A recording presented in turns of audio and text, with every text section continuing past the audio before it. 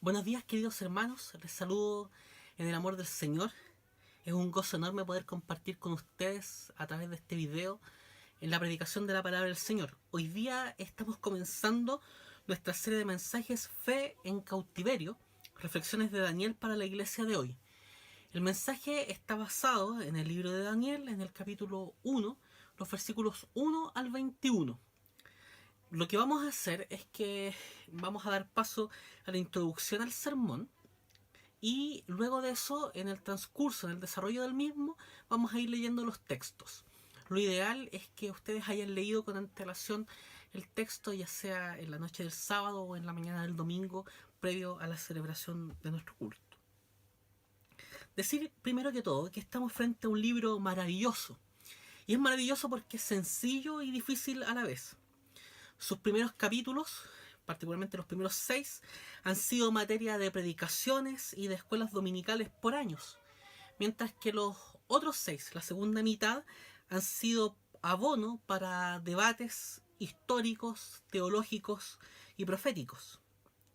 Nosotros como Iglesia Puente de Vida hemos aceptado el desafío de leerlo en el Chile de hoy, luego de una crisis social y en medio de una crisis sanitaria que muy probablemente abrirá el camino para una crisis económica de gran alcance. Por años no hemos entendido que somos una iglesia que está en el exilio y que anhela la patria celestial que consumará Cristo en su segunda venida. Y que hoy nosotros estamos en situaciones de encierro y con una desesperanza presente que es concreta. Por lo tanto, se hace muy necesario que volvamos a la clara noción que vivimos cautivos en un mundo que es como Babilonia. Y Babilonia no es nuestro hogar. ¿Cómo vivir la fe en medio de nuestro cautiverio actual? El libro nos desafía a una presencia fiel en el mundo, a la proclamación de la verdad revelada en la palabra, la fe en la soberanía total de Dios y la esperanza en su acción en la historia. Nosotros vivimos en un mundo que profesa ideas de una secularización radicalizada. Cuando hablamos de secularización estamos hablando de un proceso largo que comienza en el siglo XVI y que se ha ido desarrollando a lo largo de la historia, sobre todo en Occidente, en la que hemos podido contemplar cómo el ser humano se ha ido desplazando de los motivos religiosos tradicionales y se ha transformado en la medida de todas las cosas. Hoy día vivimos una secularización radicalizada en el sentido que muchas personas dicen cosas como la siguiente: esta es mi verdad y mi verdad es mi verdad y tu verdad es tu verdad.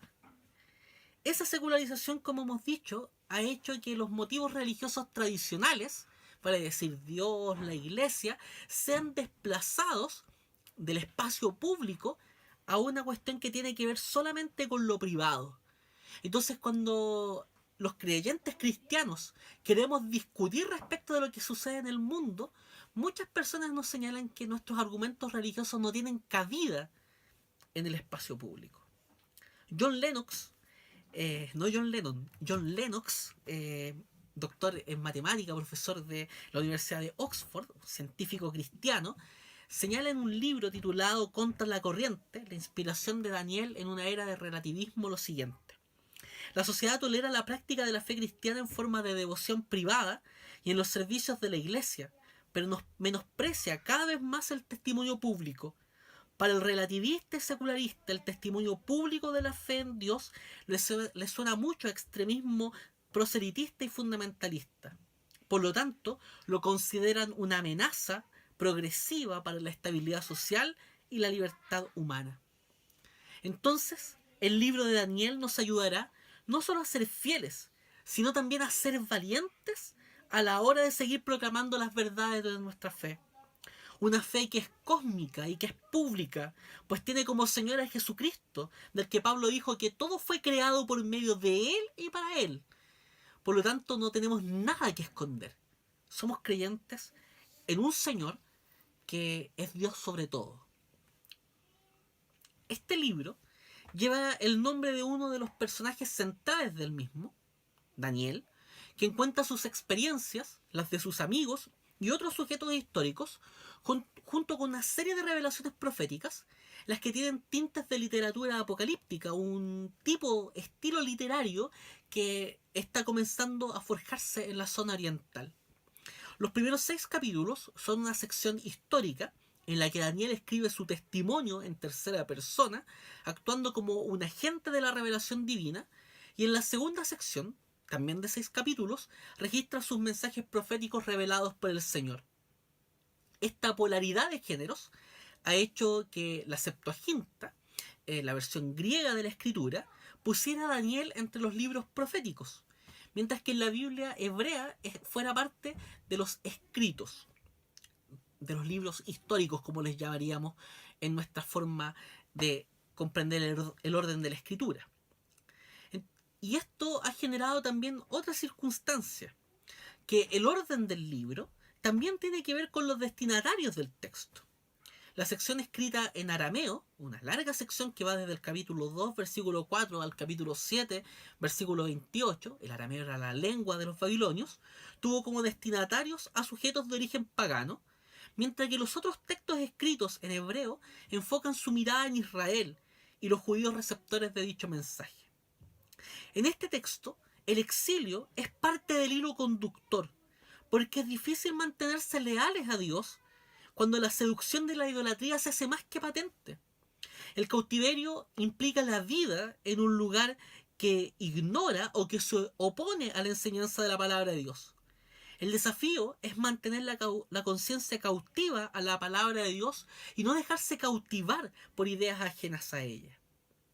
En esta serie de mensajes haremos uso de un esquema de orden cronológico del libro, lo que hará que nuestros sermones no sigan un plan capítulo a capítulo, sino más bien teniendo en cuenta los momentos históricos en los que sucedieron los hechos narrados y junto con ello la finalidad para la que fueron escritos.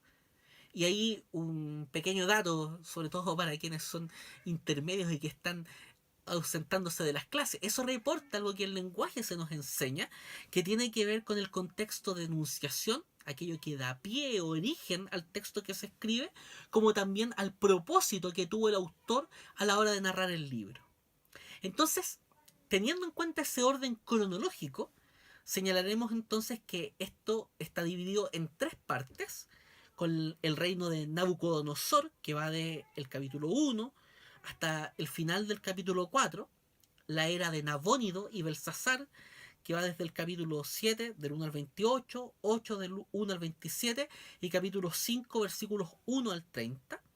Y luego los tiempos del imperio medo-persa, que considera los capítulos 9 del 1 al 27, capítulo 5 versículo 31 al capítulo 6 versículo 28 y capítulos 10 versículo 1 al capítulo 12 versículo 13. En esta primera parte, entonces estaremos sí analizando capítulo a capítulo los capítulos 1 al 4. Entonces la próxima semana tenemos como el mensaje basado en Daniel capítulo 2, para que durante esta semana ustedes lo puedan ir leyendo. El tema del libro es la soberanía de Dios en el tiempo, las circunstancias, los pueblos de la tierra y todas las personas. De hecho, Daniel significa Dios es mi juez, lo que hace total sentido a esta narración. Es un mensaje que otorga consuelo al pueblo de Dios en los tiempos de Daniel y estos 4 jóvenes de los cuales también va a hablar el capítulo de hoy, y los sigue entregando también hoy en días difíciles. Porque saber que Dios está en control de todas las cosas produce descanso para el alma. Saber que un día Dios destruirá la maldad y que hará que todas las tiranías del mundo caigan y consumará su reino con justicia y gran gloria, produce una esperanza que no defrauda. La propuesta del sermón de esta mañana es ver el cautiverio y su contexto cultural, lo que produjo dicho contexto, y cómo 4 jóvenes judíos con corazones transformados y firmes en su fe se mantienen fieles a Dios en una tierra extraña. Entonces comencemos viendo el contexto del cautiverio según el capítulo 1, versículos 1 y 2. Leamos lo que nos dice la escritura. En el año 3 del reinado del rey Joacim de Judá, el rey Nabucodonosor de Babilonia vino a Jerusalén y la sitió. El Señor permitió que Joacim cayera en manos de Nabucodonosor. Junto con él cayeron en sus manos algunos de los utensilios del templo, de los cuales Nabucodonosor se llevó a Babilonia y puso en el tesoro del templo de sus dioses. Este libro comienza dándonos el marco del contexto histórico en que su historia comienza a desarrollarse. Nosotros en algunas ocasiones hemos señalado esto que ocurre en Israel, que luego de entrar a la tierra prometida, con Josué a la cabeza, vive el periodo de los jueces, luego tiene un periodo de monarquía donde reinan Saúl, David y Salomón. Y a la muerte de Salomón se produce el quiebre de este reino unido de Israel y se forman dos pueblos distintos: el reino del norte, Israel, cuya capital era Samaria, y el reino del sur, Judá, cuya capital era Jerusalén. Una característica importante del reino del norte es que ninguno de sus reyes hizo lo bueno ante los ojos del Señor, practicaron constantemente la idolatría, no servían a Dios tal y como lo había establecido en su ley, sino que en distintos lugares altos donde se combinaba el culto al Dios verdadero con el culto de dioses paganos. Y por otro lado, en el caso de Judá, habían oscilaciones, habían distintos reyes y sujetos que hicieron lo bueno ante los ojos del Señor. Josías fue el último de ellos. Un rey que, según Segunda de Reyes, capítulo 23, versículo 25, buscó a Dios con todo el corazón, como nadie antes de él ni después de él lo había hecho. Y cuando Josías gobernaba, un rey piadoso, insistimos, que había redescubierto la ley de Dios, lo que produjo un despertar espiritual en el pueblo, hacía parecer que la independencia de Judá se mantendría. Todo esto porque Dios les había librado de la mano de los asirios, el imperio que había hecho sucumbir militar, política y culturalmente a los del reino del norte. Esta esperanza se agotó cuando Josías fue muerto en Megiddo el 609 a.C. Dios amaba tanto a Josías que, tal como lo había predicho la profetisa Hulda, cuando le señaló la siguiente palabra de Dios, hizo que éste muriera. Le dijo: te reuniré con tus antepasados y serás sepultado en paz. Tus ojos no verán la desgracia que enviaré sobre este lugar.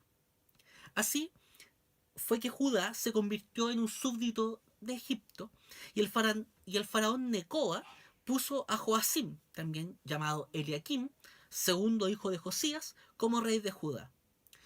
El reinado de Joacim estuvo marcado por el retorno a la idolatría, el olvido al Dios Todopoderoso y el rechazo de la verdad, que tenía entre sus mensajeros en ese contexto al profeta Jeremías. Ese periodo duró poco, pues luego de la batalla de Carquemis, el año 605 a.C., los egipcios fueron derrotados por los babilonios, quienes se estaban convirtiendo progresivamente en un poderoso imperio. Joacim, intentando mantener su condición de títere, se sometió cobardemente a Nabucodonosor como su vasallo y permitió sin ningún esfuerzo que los babilonios se llevaran, sobre todo a jóvenes, como rehenes a la capital de Babilonia. Más adelante, cerca del 598 a.C., los judíos dejaron de pagar tributo a los babilonios y se rebelaron contra ellos. Lo hacían porque Joacim era pro-egipcio, y en la guerra, los enemigos de tus amigos se transforman inmediatamente en los propios enemigos. Pero Joacim murió esperando que aquellos que consideraba sus amigos le llegaran a librar de la mano de Nabucodonosor a Jerusalén, y murió probablemente asesinado por sus súbditos para hacer debilitar, aplacar la ira de los babilonios sobre ellos. En esta ocasión, el ejército de Nabucodonosor no solo llevó a Babilonia a unos cuantos jóvenes de la élite judía, sino también a artesanos y soldados, unos 10.000 cautivos. Antes de irse, puso en el trono a Sedequías, hermano de Joacim. Años de desobediencia, idolatría y olvido de Yahvé eran castigados con este cautiverio a manos de un imperio pagano. Cuando nosotros estamos hablando de Nabucodonosor, estamos hablando no solo de un hombre con un nombre difícil, sino de un genio militar que extendió su gobierno en un vasto imperio.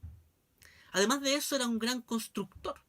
Los jardines colgantes de Babilonia son considerados como una de las maravillas del mundo antiguo. Pero más que su poder, lo que resalta en el texto, principalmente en el versículo 2, es que la victoria sobre los judíos no fue el resultado de su poderío militar, sino de la acción de Dios de entregarle a Jerusalén en sus manos, incluso con los tesoros del templo, que eran profanados después en lugares de culto pagano.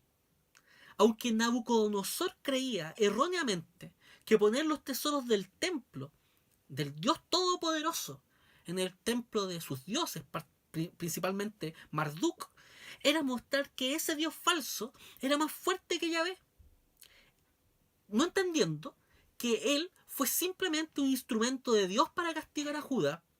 Dios es el Señor. Cuando ocupa aquí el texto bíblico el nombre Señor, Adonai en hebreo, hace referencia a la autoridad y soberanía de Yahvé.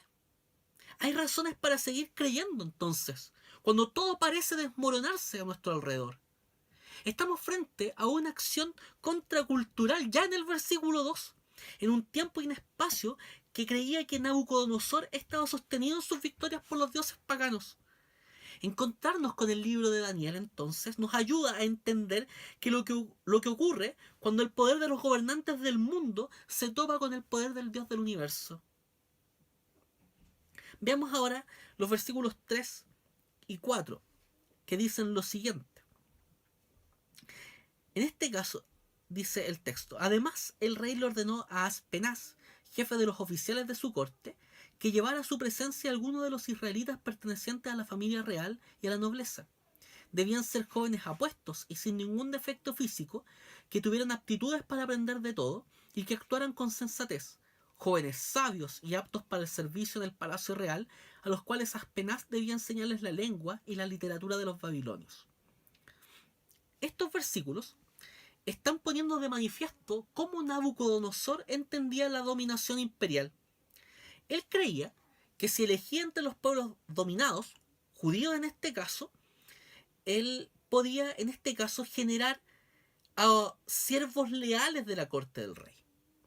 Iba a elegir a jóvenes de buen aspecto, inteligentes y corteses, para llevar a cabo este plan de generar siervos para su reino. Eso se llama cooptación. Y en ella está la idea de una dominación voluntaria, en la que uno se coloca voluntariamente la camiseta del enemigo por el hecho de que éste a uno lo trata bien. Serían como diría Patricio Mans en una canción llamada Llegó volando, desventurados que por migajas besan la mano sucia que los ultraja. Mientras otras versiones de la Biblia, como en la Reina Valera 60, hablan de eunucos, la NBI traduce como oficiales, porque en este caso se trata de funcionarios de la corte y no necesariamente de hombres que eran castrados para cuidar a la mujer del rey o a sus hijas. De hecho, el texto cuando habla de que sean jóvenes sin tacha, da cuenta precisamente que no había ocurrido esa castración. Versículo 5 dice, el rey les asignó raciones diarias de la comida y del vino que se servía en la mesa real. Su preparación habría de durar 3 años, después de lo cual entrarían al servicio del rey. Y el final del versículo 4 señala que Aspenaz, este jefe de los oficiales del palacio del rey, debía enseñarles la lengua y la literatura de los babilonios. ¿Cuáles eran los beneficios de estos elegidos? Estos jóvenes eran seleccionados para entrenarse en el Colegio Real, la mejor institución educativa del mundo conocido de la época. Estamos frente a la beca Nabucodonosor. Aquí se desarrolla un ejercicio en que se volvía a socializar a estos jóvenes, educándolos en la lengua y en la sabiduría de Babilonia. Entonces aprenderían de literatura y herramientas para aplicar el conocimiento de manera apropiada. Las ciencias desarrolladas en la época eran la astrología, en el sentido literal de estudio de las estrellas, que era un complemento de apoyo para el culto pagano, la arquitectura, la meteorología y la agronomía. Aquí hay algo muy importante para decir. el oficio para el cual los preparaban no era el de filósofos o de pajes de palacio, sino para ser magos, expertos en artes espirituales para obtener el consejo de los dioses para el rey. Esto era un lavado de cerebro, literal, cosmovisional, cultural y religioso, en el cual, en este caso, estos sujetos se transformaban en siervos totales del imperio babilónico. Cuando no servían como magos, servían como escribas o como traductores, también labores muy honrosas para el servicio en el palacio. ¿No es acaso muy parecido a la formación que muchos recibimos hasta el día de hoy, ajena a la base de los principios que enseña la palabra de Dios? Sumado a aquello, otro beneficio es que recibirían la comida deliciosa y de calidad de la misma mesa del monarca. Luego, en los versículos 6 al 7 nos muestra quiénes son elegidos y menciona a 4 de ellos. Dice el texto: entre estos jóvenes se encontraban Daniel, Ananías, Misael y Azarías, que eran de Judá, y a los cuales el jefe de los oficiales les cambió el nombre. A Daniel lo llamó Beltsasar, a Ananías Sadrac, a Misael Mesac y a Azarías Abednego. Entre estos jóvenes destaca Daniel, quien habría nacido en Judá y que fue llevado al cautiverio en Babilonia el año 605 a.C., cuando era muy joven, en lo que hoy día, en la actualidad, llamaríamos un adolescente. En ese tiempo, a los 12 años, se producía el paso a la adultez. No existía este periodo reconocido, por lo menos, como adolescencia. Sus convicciones piadosas denotan que la influencia del periodo de Josías y también de la palabra proclamada por el profeta Jeremías le habían alcanzado, al igual que a otros pocos jóvenes de su época. Estamos hablando de un exiliado judío en un imperio que domina a su pueblo, que pasará a ser un siervo de palacio y luego un hombre de Estado, un hombre muy importante en la política en Babilonia. Es decir, estamos frente a un político y a un profeta, ambas vocaciones honrosas a las que Dios puede llamar a sus hijos. El texto también menciona el cambio de nombre. Y el cambio de nombre es una acción de dominio, porque quien le pone nombre a las personas y a las cosas tiene autoridad, tiene poder sobre ellas. Ya dijimos que Daniel significaba Dios es mi juez. Por su parte, Ananías significa Yahvé es bondadoso, Misael significa quien pertenece a Dios, y Azarías significa Yahvé socorrió. Son nombres que no solo identificaban a 4 personas, sino que también identificaban la fe de sus padres y la fe propia. Decir el nombre era como llevar un cartel o decir a gritos: creo en Yahvé, el único Dios verdadero, en un mundo en que eso parecía feo o malo, tal y como ahora en muchos contextos parece serlo. Fíjense en el cambio de nombre que les hacen. Belsasar significa él protege su vida, dando cuenta de él por Bel o Marduk, el dios principal de los babilonios. Abednego significa siervo de Nabú, o de aquel que brilla, que era el dios principal del culto de Nabucodonosor. Sadrac y Mesac no se ha definido con total claridad lo que significan su nombre. Sadrac podría significar mandato de Aku, que era un dios lunar de los sumerios, o estoy con miedo de Dios, también podría significar.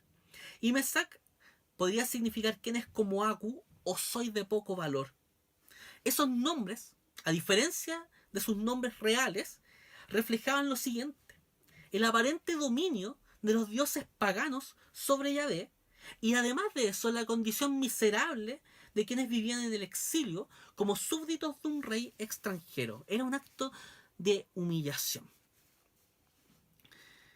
La segunda parte de este sermón es el corazón en el cautiverio. Y aquí partamos viendo, primero que todo, los versículos 8 al 14. Leamos. Dice: pero Daniel se propuso no contaminarse con la comida y el vino del rey, así que le pidió al jefe de oficiales que no lo obligara a contaminarse. Y aunque Dios había hecho que Daniel se ganara el afecto y la simpatía del jefe de oficiales, Este se vio obligado a responderle a Daniel: tengo miedo de mi señor el rey, pues fue él quien te asignó la comida y el vino. Si el rey llega a verte más flaco y demacrado que los otros jóvenes de tu edad, por culpa tuya me cortará la cabeza. El jefe de oficiales le ordenó a un guardia atender a Daniel, Ananías, Misael y Azarías. Por su parte, Daniel habló con ese guardia y le dijo: por favor, haz con tus siervos una prueba de 10 días. Danos de comer solo verduras y de beber solo agua. Pasado ese tiempo, compara nuestro semblante con el de los jóvenes que se alimentan con la comida real y procede de acuerdo con lo que veas en nosotros. El guardia aceptó la propuesta y los sometió a una prueba de 10 días.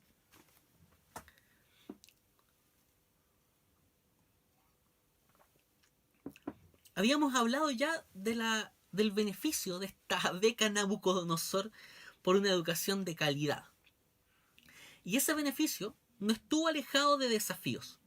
En este caso, la profanación de la religión verdadera, pues cuando se les ofreció el lujoso menú de espléndidos manjares de la corte pagana de Babilonia, con ello no solo se les estaba ofreciendo comida, sino una invitación a la práctica de la idolatría.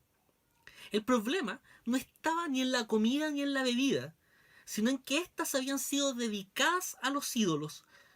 O además, podía ser también que fueran hechas por animales impuros, o que su preparación no había sido realizada de acuerdo a la ley del Señor, que implicaba, entre otras cosas, el desangrado del animal antes de su consumo.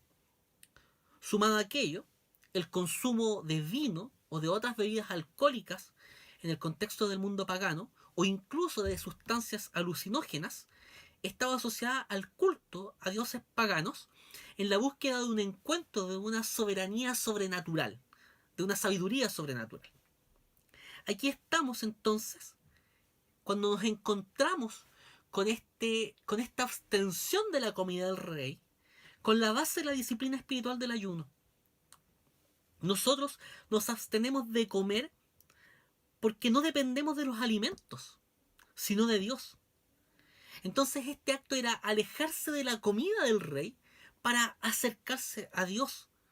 No estamos frente a un texto que esté a favor del vegetarianismo o del veganismo, pues el problema que aparece acá no era ni la carne ni el vino, sino la idolatría. Además, sin dogmatizar, hay un bonito símbolo en la elección del alimento. Daniel y sus 3 amigos escogen comer del fruto de la tierra, y la tierra es de Dios. En cambio, dejan de lado la comida que proviene de la mesa del rey. Con eso ellos estaban queriendo decir que era Dios quien les proveía para sus necesidades. En medio de su exilio, en tierra ajena y en un palacio en el que la desobediencia podría acarrearles sendos castigos, ellos prefieren mantenerse fieles al Dios del pacto. Y ese Dios que es fiel les hizo perseverar con la fuerza de su espíritu. Y aquí hay algo importante porque tenemos en el sentido común metida la historia de Daniel y lo que se cuenta en el libro.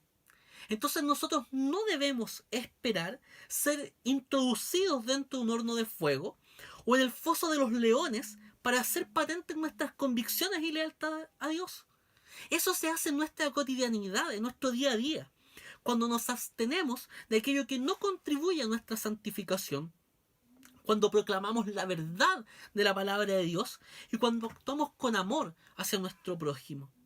El seguimiento de Jesucristo es una batalla de todos los días, no de circunstancias especiales. El texto, además de eso, dice en el versículo 9 que Dios había hecho que Daniel se ganara el afecto y la simpatía del jefe de los oficiales.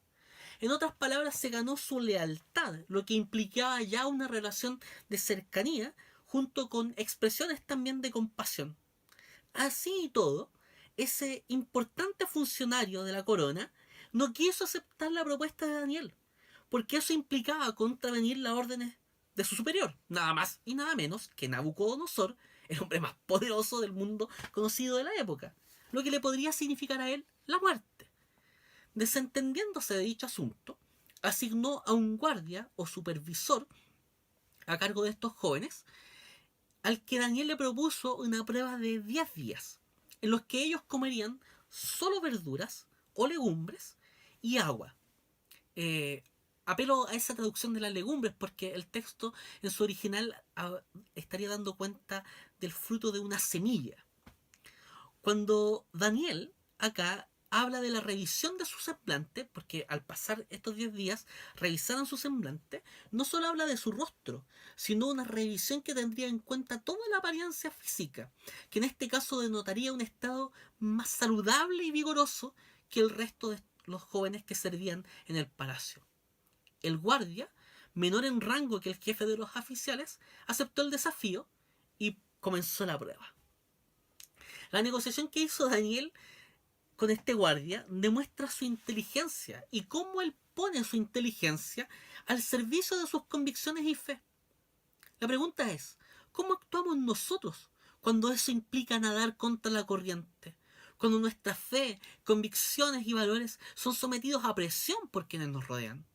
¿Nos dejamos moldear por el sistema o anhelamos la transformación de nuestra mente que el Espíritu Santo puede hacer? Veamos ahora los resultados del desafío. Versículos 15 al 17. El guardia aceptó la propuesta y los sometió a una prueba de 10 días. Al cumplirse el plazo, estos jóvenes se veían más sanos y mejor alimentados que cualquiera de los que participaban de la comida real. Así que el guardia les retiró la comida y el vino del rey y en su lugar siguió alimentándoles con verduras. A estos 4 jóvenes Dios los dotó de sabiduría e inteligencia para entender toda clase de literatura y ciencia. Además, Daniel podía entender toda visión y todo sueño. No solo hubo una acción milagrosa a la hora de aumentar la sabiduría de estos jóvenes, más que la que tenían los consejeros del rey, o la capacidad de interpretar sueños a Daniel, lo que era un oficio de gran importancia en el Oriente Antiguo, sino también su fortaleza física, en una dieta a base de legumbres y agua. Se veían más saludables que aquellos que habían comido de la mesa del rey. Gary Smith, en su libro Los profetas como comunicadores, dice: esta historia animó a los lectores judíos del exilio a mantener su compromiso con un estilo de vida piadoso y legitimó su confianza en el poder soberano de Dios para protegerlos cuando sus creencias estuvieran en conflicto con las prácticas paganas.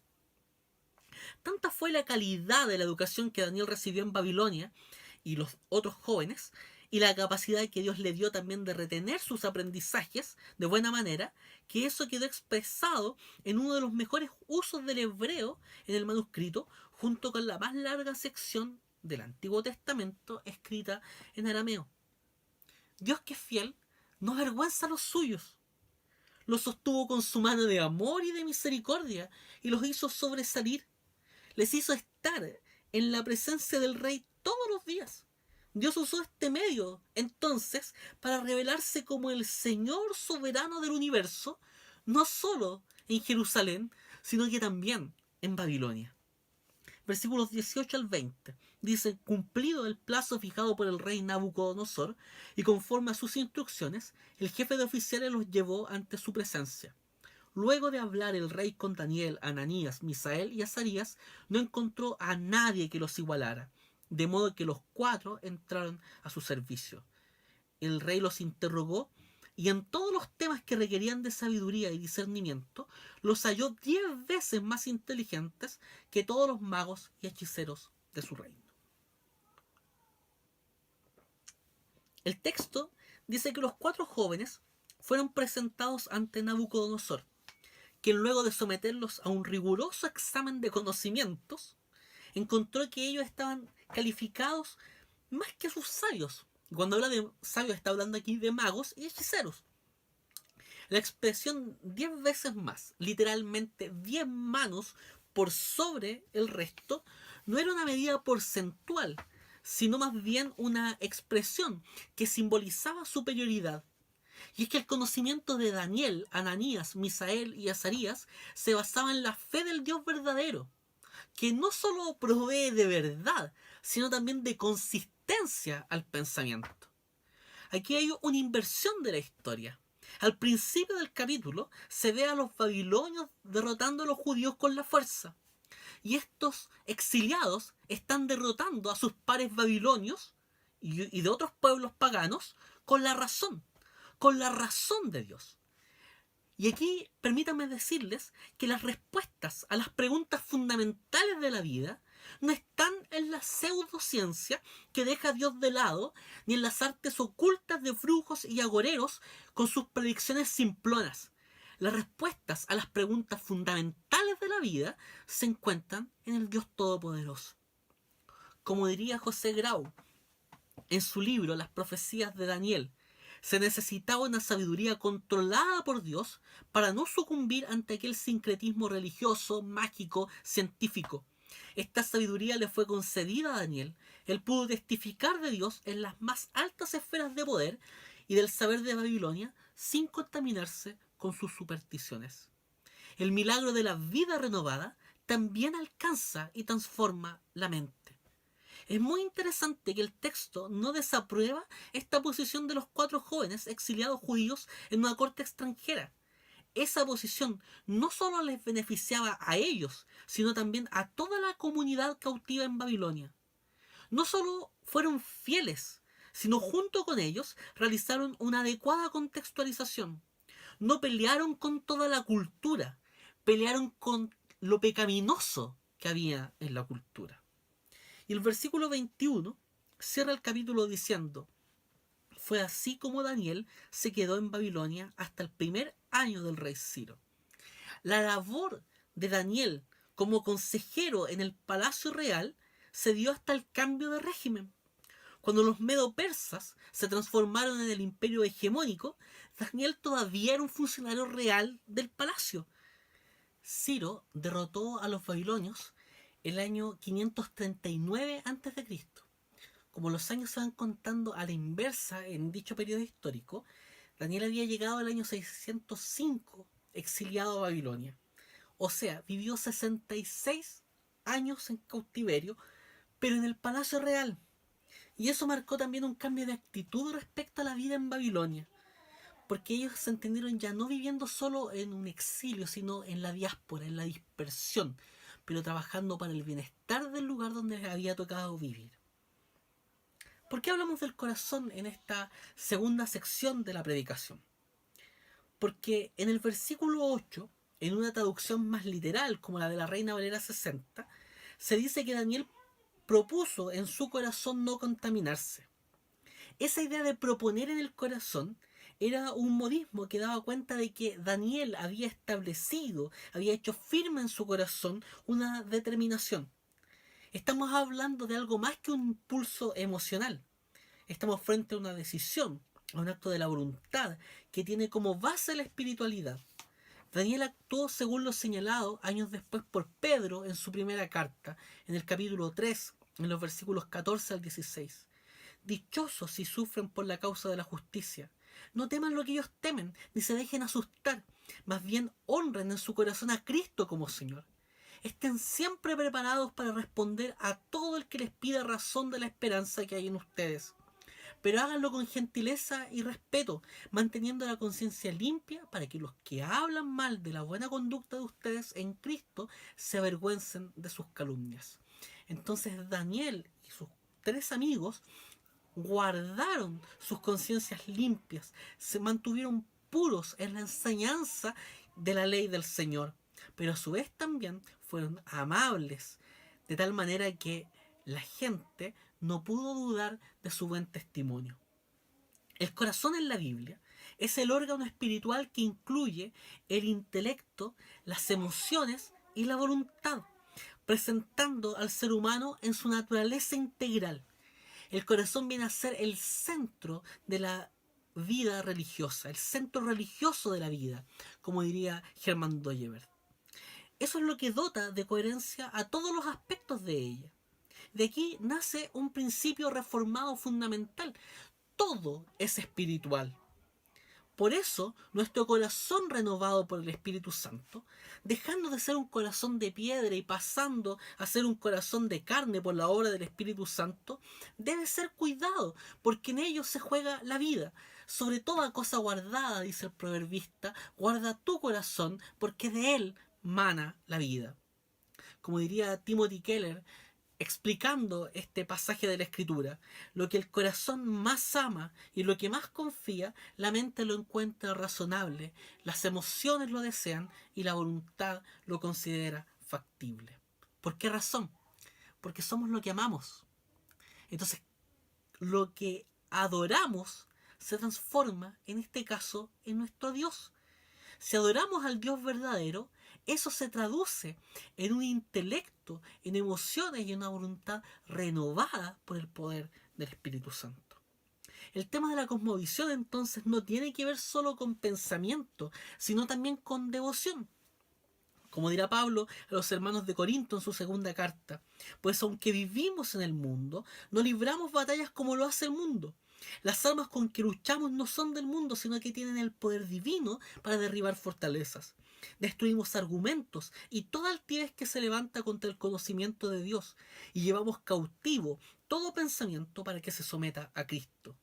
El cautiverio del pensamiento actual y de las ideas de moda que conforman la realidad, que dan forma a lo que hay que creer y pensar en el mundo actual, y que se transforman en sentido común para la vida, que dice lo que es políticamente correcto y lo que no hacer en el espacio público, sean del color político que sean, de la tendencia que sean, no pueden dominarnos.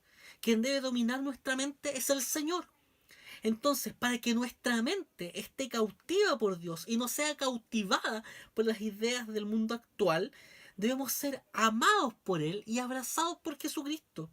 No hay consistencia intelectual si no hay primero una transformación espiritual, obra que solo Dios puede hacer en nosotros.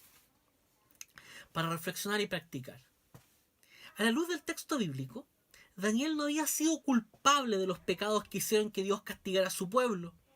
Pero la cautividad en Babilonia no solo fue un instrumento para purificar al pueblo de la idolatría, extirpándola de raíz, en el sentido de que los judíos nunca más volvieron a adorar a otros dioses del culto pagano. En este caso, también Dios utilizó el cautiverio para que Daniel, Ananías, Misael y Azarías fueran instrumentos para su gloria en Babilonia. O sea, Dios se glorifica en Judá, en Jerusalén, y también se glorifica en Babilonia. Noten lo que estamos diciendo. Dios puede hacer incluso que seamos despojados de bienes, nombre, hogar, como dice el himno Castillo Fuerte de Martín Lutero, llevarnos a una tierra ajena, incluso para cumplir su plan. Lo que aparentemente daña nos lleva a un bien mayor y mejor. Como diría Gary Smith en su libro Los profetas como predicadores: aunque Dios no remueva toda fuente de amenaza e incluso permita que algunos creyentes mueran por su fe, no se olvidará de ellos, sino que los levantará para la vida eterna. Esa es la lectura de la historia en clave de providencia. Y cuando hablo de la historia, no solo estoy hablando de la historia total, de la historia que comienza en el Génesis y que será consumada en la segunda venida de Cristo, sino que estoy hablando también de tu historia particular y de mi historia particular. Debemos hacer una lectura de nuestras historias particulares en clave de providencia. Y esa lectura en clave de providencia tiene 4 implicancias para la vida. Primero, al aceptar que vivimos como la voluntad del Señor nos plantea, aceptamos y amamos la historia que nos toca vivir, por difícil que ésta sea, porque entendemos que la voluntad de Dios es buena, agradable y perfecta, por lo que comprendemos que debemos seguir sirviendo al Señor con todo nuestro corazón. En segundo lugar, que ese servicio implica que debemos trabajar en Babilonia sirviendo a Dios y sirviendo también a los habitantes de allí. El profeta Jeremías escribe una carta para los exiliados en Babilonia para decirles cómo debían vivir en la situación del cautiverio, a sabiendas de que éste iba a durar 70 años. Les dijo, esto está en Jeremías capítulo 29, versículos 4 en adelante: así dice el Señor Todopoderoso, el Dios de Israel, a todos los que he deportado de Jerusalén a Babilonia: construyan casas y habítenlas, planten huertos y coman de su fruto, cásense y tengan hijos e hijas, y casen a sus hijos e hijas, para que a su vez ellos les den nietos. Multiplíquense allá y no disminuyan. Además, busquen el bienestar de la ciudad a donde los he deportado y pidan al Señor por ella, porque el bienestar de ustedes depende del bienestar de la ciudad. Dios, que está en misión, nos invita a no solo ver y analizar lo que sucede en la ciudad, sino a vivir en ella. No nos invita a formar guetos de aislamiento eclesial y familiar, fortalezas de censura que no nos impiden contemplar los frutos de la gracia común en quienes sin creer en Dios le glorifican con su arte, con su ciencia, con su técnica. Eso es vivir en mundo Flanders, donde todo es perfectirijillo, pero donde todo termina como en la historia de Joven y Alocada. Trabajemos con ahínco para transformarnos en misioneros que contribuyen al bienestar de la ciudad. Y trabajemos también por forjar en nuestros hijos esa identidad misional. Porque de eso depende no solo el bienestar de la ciudad, sino que también nuestro propio bienestar. Shalom, que es la palabra que se ocupa y se traduce allí como bienestar, no solo es paz como ausencia de conflicto, sino también justicia social, vida abundante, armonía. Tercera implicancia. Debemos perseverar en la esperanza, aun cuando las circunstancias sean adversas.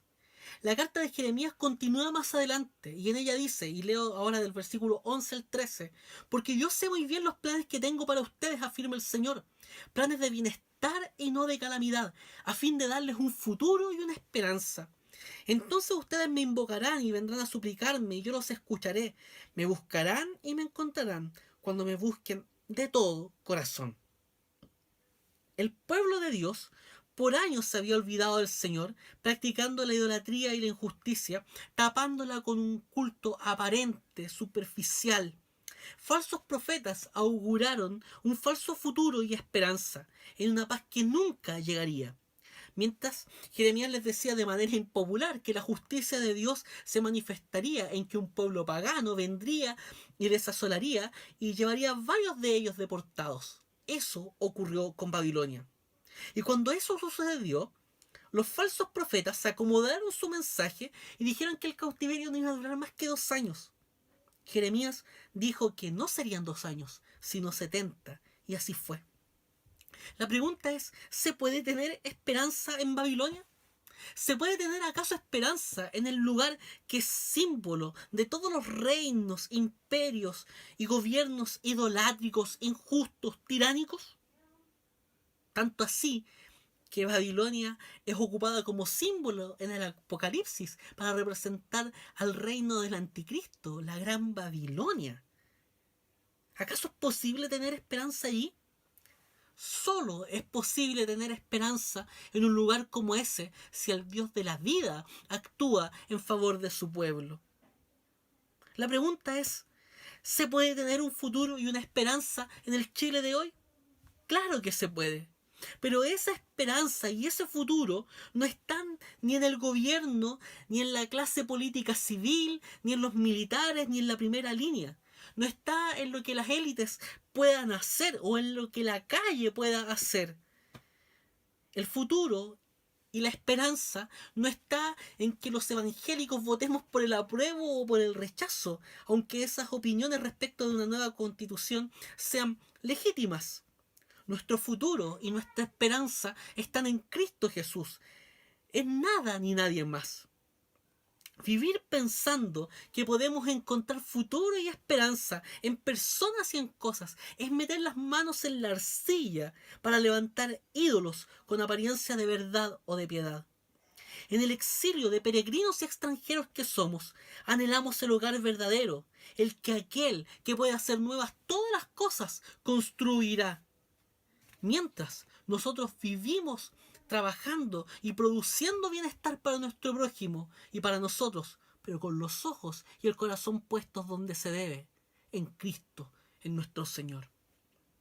Y una cuarta implicancia de esta mirada de la historia en clave de providencia es que debemos mantener un profundo equilibrio entre la gracia común y la antítesis. Ambas verdades fueron enseñadas por la teología reformacional, que recordábamos de la mano de Abraham Kuyper en nuestro Summer Theology en enero. Hablamos de gracia común Porque cada vez que vemos belleza, justicia, paz, cosas buenas para la vida, lo que vemos allí no es la obra humana, sino que la mano de Dios actuando en el mundo por medio de sus criaturas, por amor de su creación. Lo que no implica que quienes hacen cosas bellas, justas y en beneficio de la paz y el bien común sean necesariamente en todas sus líneas de pensamiento y acciones aceptables. Lo que vemos en la gracia común es el glorioso amor de Dios y no la gloria de los seres humanos que se encuentran con sus mentes y vidas atrofiadas por el pecado. La antítesis nos permite entonces no perder de vista la raíz pecaminosa del pensamiento y la vida de los seres humanos alejados de Dios.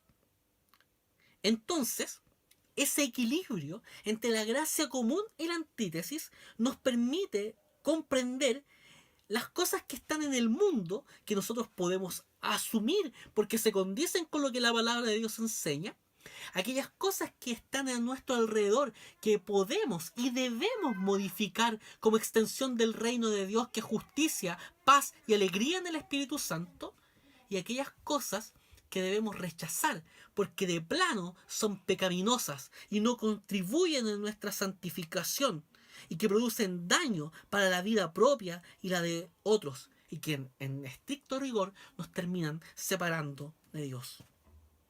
Entonces, nuestra tarea no es meramente la abstención.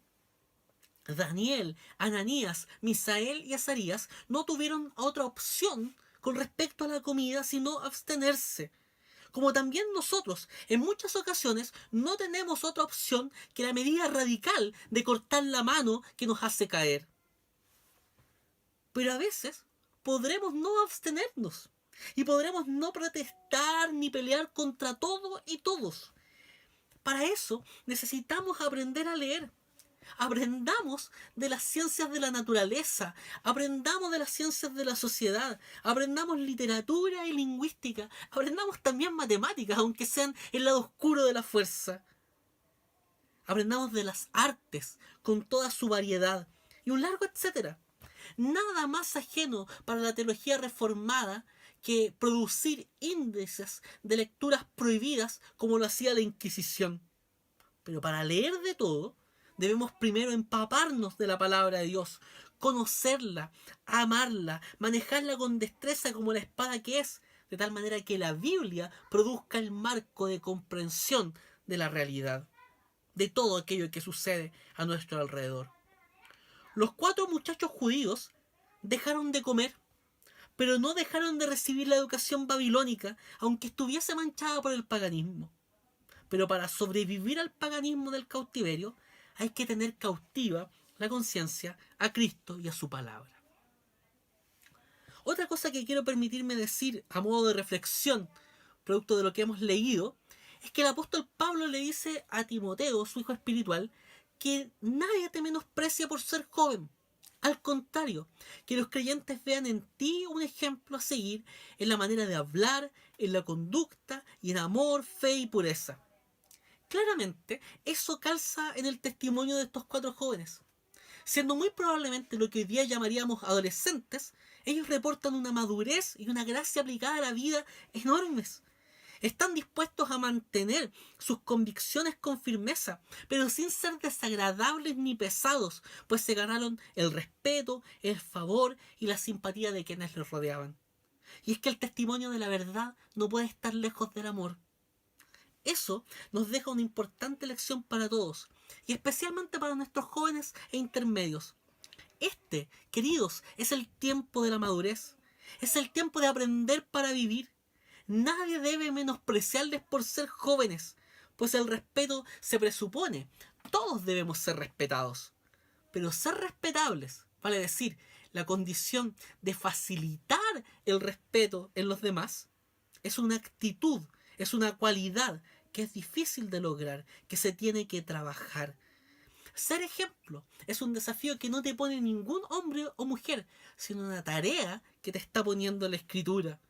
Hoy más que nunca necesitamos referentes jóvenes para las generaciones más pequeñas, más niñas de nuestra iglesia, que más que ensalzar a individuos, conduzcan con su enseñanza y con su vida a poner la mirada en Jesús y en lo que Él puede hacer con y por nosotros. Hoy es el tiempo que ustedes tienen para no contaminarse y llenarse de Dios. Ni la ciencia, ni la tecnología, ni la política, ni las emociones disparatadas nos ayudarán a llenar los vacíos del corazón. El vacío de la vida, solo Cristo lo puede llenar. Y no quiero cerrar esta reflexión de la palabra sin poner atención al asunto de la identidad. El cambio de nombres buscaba señalar cómo ellos, estos 4 judíos, debían ser entendidos, ya no como siervos de Yahvé, sino como siervos de los dioses paganos y del imperio babilónico. John Lennox, en el libro que citábamos al comienzo, señala, de seguro, este fue un momento difícil para Daniel y sus amigos, y quizás pensaron en protestar. Sin embargo, la palabra no lo dice, así que solo podemos hacer conjeturas. Una cosa es evidente, Babilonia podía cambiar sus nombres, pero no sus identidades. La historia demuestra que el nombre de Daniel sobrevivió al imperio babilónico gracias al libro que nos legó. Tampoco perdió su identidad. Nuestra identidad no está en cómo nos llaman o en lo que otros dicen acerca de nosotros, sea que nos palmoteen el hombro o que nos pisoteen. Ni mucho menos está en lo que nosotros creemos de nosotros mismos, sea en la cumbre del éxito o en el fracaso que nos hace creer que somos la peor llaga podrida de la historia. Nuestra identidad no está en lo que tenemos, sea mucho o sea poco, en lo que tuvimos y se nos despojó. Tampoco nuestra identidad está en la tierra en la que nacimos o en la que nos toca vivir. Nuestra identidad no está ni en el tiempo ni en las circunstancias de la vida. Nuestra identidad está en Cristo. Por tanto, nos debe importar lo que Él dice de nosotros. Nos importa lo que Él nos ha dado, cuánto nos ha amado. Nos importa que en Él hay sentido para la vida y que Él es la vida verdadera, plena y eterna que nosotros necesitamos. Nuestra identidad está en Cristo y, como diría Pablo a los hermanos de Colosas, estamos completos en Él. O como diría el salmista Asaf, ¿a quién tengo en los cielos? Solo a ti. Sin ti no quiero nada aquí en la tierra. Aunque mi cuerpo y mi corazón desfallecen, tú, Dios mío, eres la roca de mi corazón. Eres la herencia que para siempre me ha tocado. Si estamos en Cristo, no necesitamos más nada, porque Cristo los llena todo. Pueden decir lo que quieran, pueden cambiarnos el nombre, pueden pensar que nuestro Dios ha sido derrotado, pero nuestro Dios es vencedor y Él nos llevará de la mano hasta el final. Lo tenemos todo, porque Cristo es nuestro todo, porque Cristo es el Señor de todo y Él permanecerá con nosotros hasta el fin del mundo. Allí está nuestra identidad. Tenemos futuro, tenemos esperanza. Que el Señor te bendiga. Quisiera invitarte a que oremos. Amado Señor, te damos gracias por esta tu palabra. Te damos gracias porque ella ha hablado nuestra vida. Y ella, Señor, es como pan el que come y como semilla el que siembra. Y entendiendo que nuestro alimento espiritual, ella nos ha consolado en la esperanza, aún a pesar de las circunstancias difíciles que estamos viviendo. También nos ha corregido, nos ha exhortado, recordándonos las veces en que, teniendo la posibilidad de ser fieles en el testimonio de la fe, no lo hemos sido. Y por lo mismo, Señor, queremos pedirte que tu Espíritu Santo, con el poder de su fuerza, nos capacite, Señor, para ser testigos fieles, para ser valientes en la hora que hay que serlo, y para ser también capaces de reconocer tu mano actuando en el mundo, con tu iglesia y con tus demás criaturas por medio de la gracia común. Ayúdanos a comprender esa realidad. Gracias, Señor, porque tú en todo eres victorioso y nos das la victoria por medio de nuestro Señor Jesucristo y nos haces tener el privilegio más grande que nadie puede tener, salvo aquellos que hemos sido llamados hijos de Dios. Todo esto lo presentamos delante de ti en adoración por los méritos de Jesús, nuestro único y suficiente Salvador. Amén. Que el Señor les bendiga. Nos vemos pronto.